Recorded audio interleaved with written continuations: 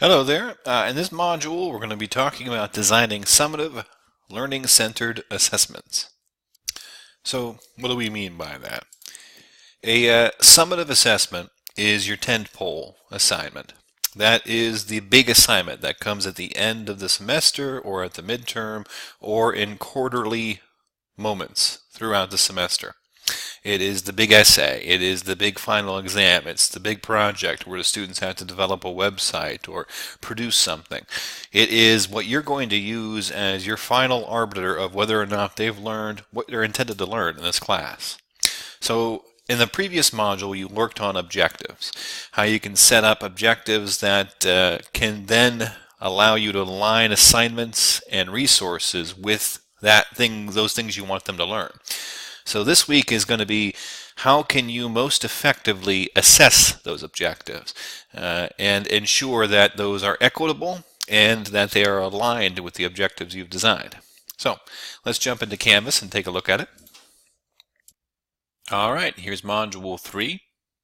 I'll be uploading this orientation as soon as I finish recording it. Here's the learning guide for the week. This week, in Canvas, you're going to learn how to use the Canvas gradebook to communicate student progress. That is done through the assignments page of your Canvas course.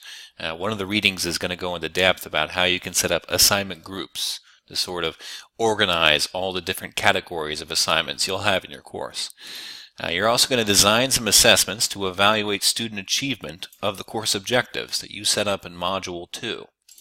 And you're going to assess them based upon reliability. How reliable is this assessment at teaching people those skills? How fair is it for all the students who would be in the class? How relevant is it? That is an important one, relevance. Sometimes as teachers we can forget that an assignment, while amazing or awesome or engaging, might not be as aligned with our course objectives as we want it to be. And that's an important thing to consider. And of course, level of engagement. If you don't have student engagement, you won't have good projects, regardless of how aligned it is with your objectives. So you can go in depth about all the readings for the week. I'm just going to briefly jump over the two assignments for the week. One is a discussion forum. We're going to ask you to describe a summative assessment in your course. This is one of the big tentpole assignments, one of the ones that students have to do in order to make sure they've proved they've learned all the objectives for your course. We'll also ask you to list the big objective or objectives that is measured by your summative assessment. And then we're going to ask you to look at your peers' submissions. Well, first we're going to ask you to look at the blog posts that are listed in the readings for the week. And we're going to ask you to choose one of those qualities: reliability, equitability, relevance, level of engagement, and we're going to ask you to describe the characteristic that you read about and what you think it means. And then take a look at a peer and say, does the peer follow those recommendations? Does the peer have an engaging assessment here?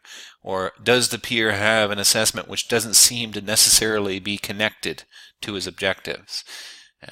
Give him feedback on if that is the case, or point out, hey, I think this summative assessment is amazing. It clearly supports those objectives, and this is how.